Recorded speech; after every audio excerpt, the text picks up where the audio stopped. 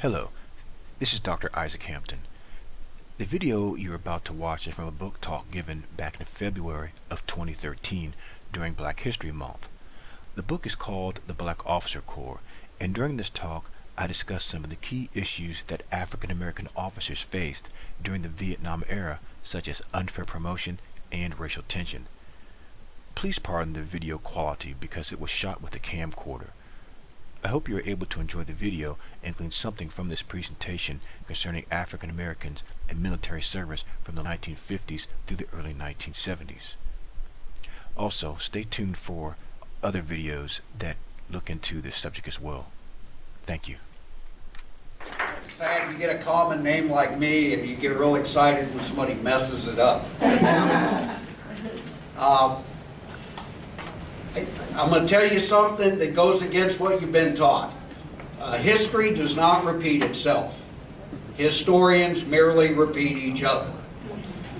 So I'm pleased today to introduce somebody to you that's not true about it. This historian doesn't just read other historians and distribute that in the classroom. He's gone out, he's done research, he's written history. You can tell a historian by the roads they travel. Some stay on the main highways, and some take the side roads. Dr. Hampton has done it all. You can think of the intersections that he's crossed. He's looked at American history from a large vantage, and then he narrows it down to African American history, and then to military history, and the history of African Americans in the United States military. And then off to the side roads, he also is an expert on the history of the city of Houston. So today I'm proud to introduce to you a man who brings vast educational experience to his profession. He brings enthusiasm to share America's story to his classes, and he brings an empathy for the unique and diverse challenges that community college students face. It's my distinct honor and pleasure to introduce Dr. Isaac Hampton.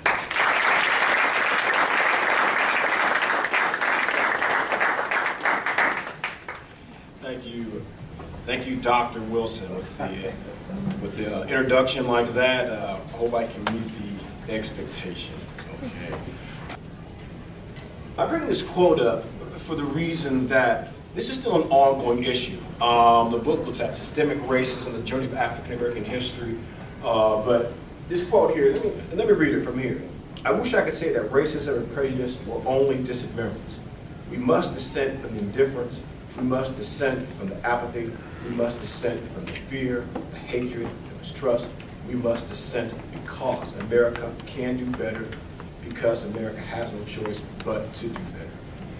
And I say that as the next generation, I mean, we're still dealing with things like this. Even in Alabama, they're talking about changing the laws that are looking at the 1964-65 Civil Rights Voting Act. So what I'm saying is that stay cognizant of this, okay? Because this is still something that haunts the American past and is still with us concerning the American present. Okay. So again, that's kind of the theme. This ties into the military because as the military saw these issues with systemic racism, it had to overcome challenges such as this or else it would destroy itself. Okay. I have this up here because predominantly the literature has been about enlisted people, enlisted soldiers. The only thing that we really have that looks at the black officers' experience, the leadership, is going to be these memoirs from books like Colin Powell, Frank Peterson, the first black Marine Corps general, Jerry Curry, another three-star general. But these were the exception. We need to look at what happened to the regular lock, stock, and barrel black officer and their experience. So, now, this goes back to the point that during the Vietnam era, and from basically 1964 up into the 70s, let's just say the entire 1960s, blacks were serving and they still were not enjoying all the same social and civil rights, equal access, these types of things, off post, even for promotion. These are the main areas that they were being discriminated against. So throughout the course of the research, I conducted, well over 100 interviews and consulted probably 100 more for soldiers and officers who've been in the military. But the question must be asked, how did these men, next slide, how did these men who could not enjoy all the benefits of American citizenship serve and wear the uniform and possibly put their lives on the line and die in Vietnam? And I've come up for a few answers to this. Number one, most served out of a sense of patriotism to their country. Number two, others served because military service fulfilled a sense of adventure. Young man, 21, 22 years old, he wants to get away from the ghetto, get away from the South.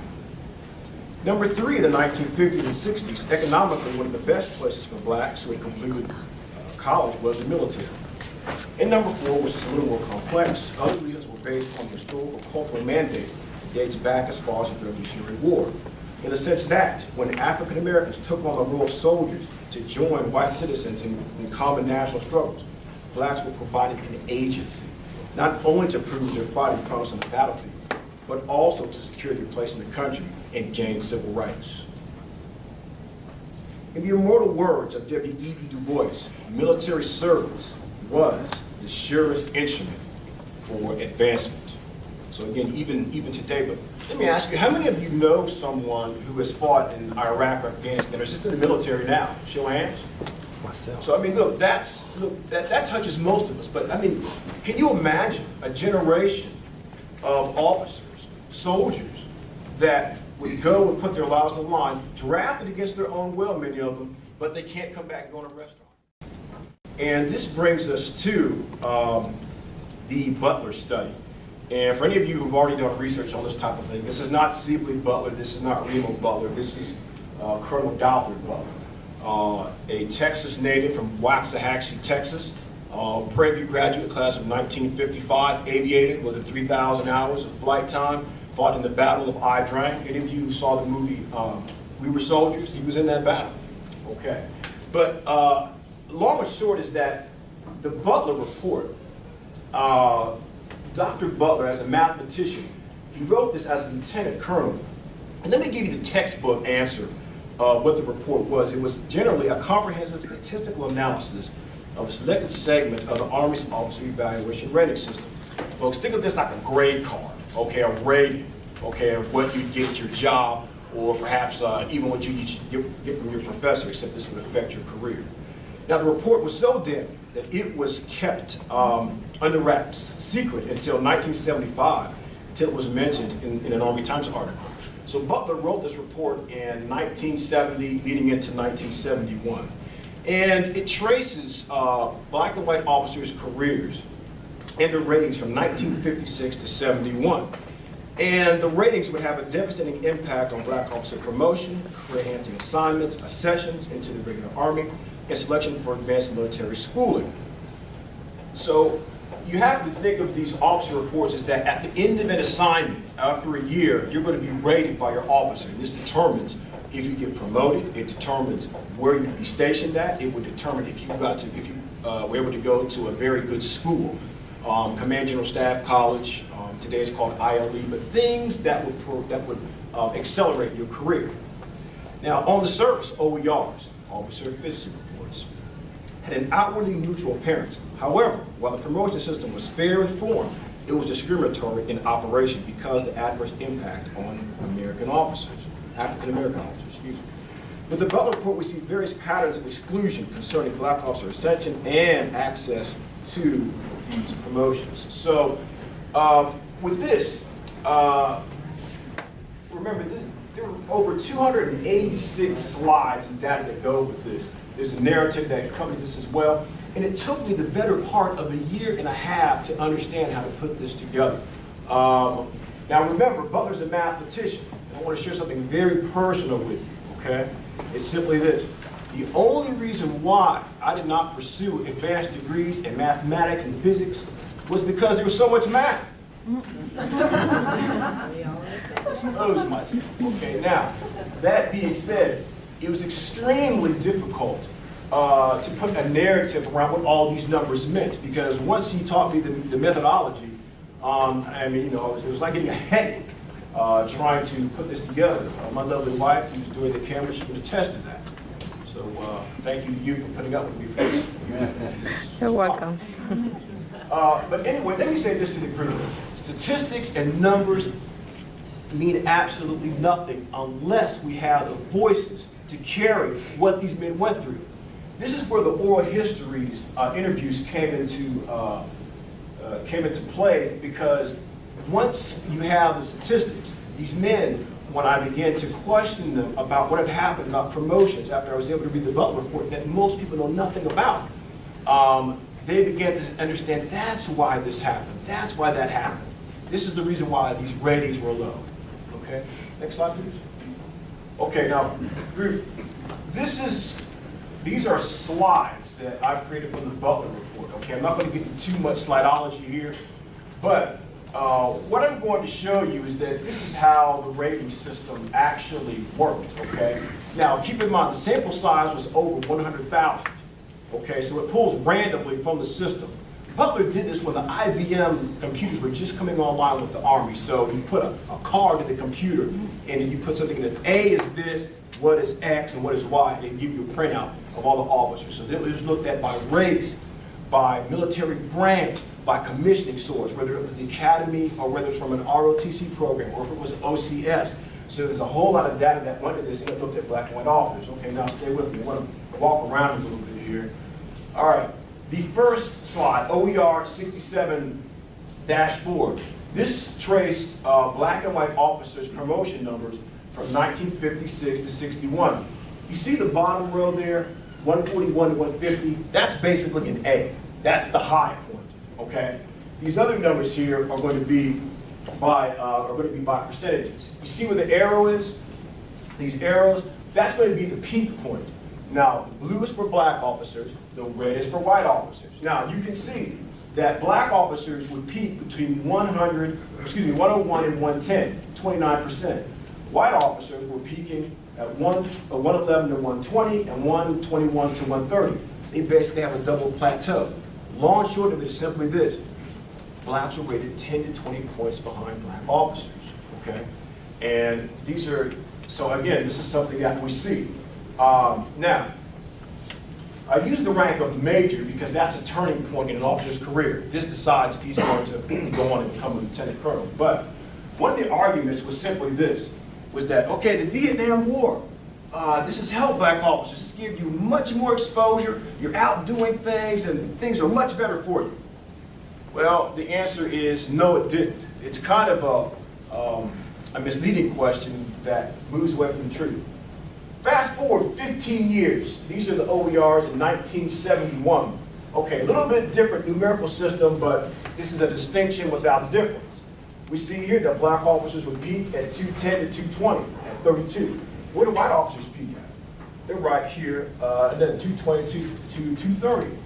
Again, 10 points to 20 points ahead of black officers. So the question was look, even 15 years later when the military said, hey, things are better, you blacks have access, you can't complain anymore, the ratings didn't change. Different system, but they're still rated 10 to 20 points behind black officers. Behind white officers, okay? Now, the other question was this, okay, look, hey, well, blacks are close, they've done so much better, I mean, they're right there, okay, you know, they're doing okay. But let me ask the group, is average in the military ever good enough? It's average in anything. It isn't. So keep in mind, folks, this, just like folks who are getting those A's and B's at the top ends, look, all the action is up here. And these top levels, action meaning promotions, action meaning great assignments, okay? And blacks were excluded from that. Okay, next slide. Okay, this is the same thing, group. This is just for lieutenant colonels. But again, I want to jump to 1971. Here again, 210 to 220, 34%. 220 to 230 at 32%. Again, there's another 10 to 20 point discrepancy. So again, even at the other ranks, blacks are still having problems getting promoted. Okay, now, let me say this about these OERs. Now, this is really important. This stands for Regular Army and Other than Regular Army. It's basically a reserve commission. Now, the only people who, when they graduate college, and get regular Army commissions off the bat are those who graduate from the academy, West Point, okay? This is a regular Army commission. If you graduate from, let's say, Texas A&M, you receive what was known as a reserve commission, okay? Which means they can kind of boot you out when they want. At ROTC, there's only maybe 3 people a year who graduate and receive a regular Army commission from reserve school. Those would be the distinguished military service graduate. In other words, the honor grad. He comes in with a regular Army commission. So the question is, what's the difference? All right, how many of you work out? Go to the gym. Okay, so what gym you go to? I come here. Okay, that's good. You're saving money. Anybody else? Kohl's. All right. Now, let's take Kohl's just for example. You have it's probably a full membership and then a partial membership. Okay, so with the full membership, you can go 7 days a week. You probably get a free training. You get access to news, nutrition. You get everything. But for the partial membership, which would be the reserve, drawing an analogy, you would get, you go to the gym 3 days a week. You can't use all the equipment. You can't come 24/7. You don't get the free this or access to that. When you have the exactly. And when you have the full-blown membership, you're committed to losing that 50 pounds and getting ripped up for the summer. All right? For the reserve, hey, I'm partially in it. Spin that back to the Army. Now, stay with me. When your packet would come across the promotion board, a person that had a regular Army commission was seen as a real go-getter, someone that was really serious about their Army career, a lifer. For those who would have a reserve commission, they were seen as not being committed to the institution, to the force. That brings us to this chart. Okay, stick with me. Look, as second lieutenants, things are fairly even. Look at that. 27%, 27%, even for the reserves, 73 to 73%. First lieutenant, 30%. But at captain, we see a flip-flop. 39% and 28%. All right, one more at major, the turning point, 71% versus 47%. Now, folks, based on your OER that you have for your rating, it goes before a regular Army board. It's different than a promotion board. They decide if you're going to receive a regular Army commission. And you can see here that the vast majority of blacks were behind whites. Okay, only 47%, but you have to ask what happened between here. Okay? They weren't being promoted. And based on the Army's system, it has an up and out system that if you are not promoted based on time and grade, you have to leave the military. Okay, so blacks were falling into this trap because they were not receiving regular Army commissions. This is the chart you're unable to see during the presentation, but the big thing to keep in mind is that in 1972, by the end of the Vietnam War, we see that 71% of white majors received regular Army commissions and less than 50% of black majors did. So in essence, this hindered black officers' ability to extend the Army past 20 years and gain good assignments and improve their OER scores. In closing, on black officers, I would like to submit that by examining their contributions, humility, professionalism, and the challenges that these men and women had to overcome in the area of race during a time of war versus segregation, shows us individuals with astonishing character. The journey of the African American officer through the Vietnam era was a complex one. Their actions serve as an example of African Americans' commitment and sense of duty in the face of inequality while in the country's service. Thank you.